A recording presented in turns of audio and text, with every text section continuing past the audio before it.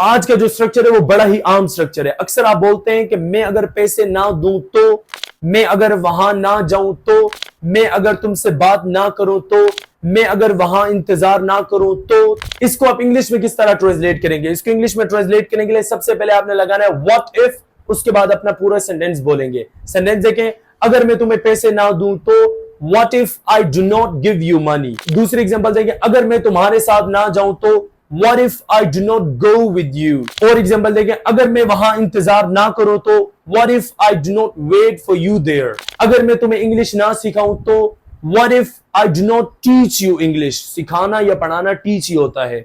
एक और एग्जांपल देखें, अगर मैं उससे शादी ना करूं तो what if I do not tie the knot with her. Tie the knot means शादी करना या गेट मैरिड विद हर। एक आपको सेंटेंस देता हूं, ये आपने ट्रांसलेट करना है। अगर मैं उसकी बात ना सुनूं तो फिर क्या हो जाएगा, ये आपने ट्रांसलेट करके कमेंट में बताना है।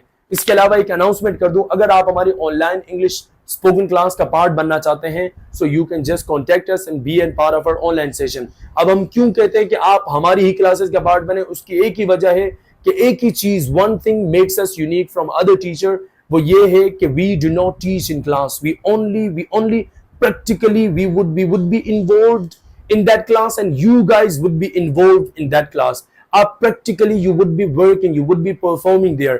ऐसा नहीं होगा कि आप क्या करेंगे कि आप आएंगे, आप सुनते रहेंगे और हम पढ़ाते रहेंगे। पढ़ाने के काम तो हम यहाँ कर रहे हैं, वहां हम आपको सिर्फ एक काम करेंगे, वो होगा बुलवाना।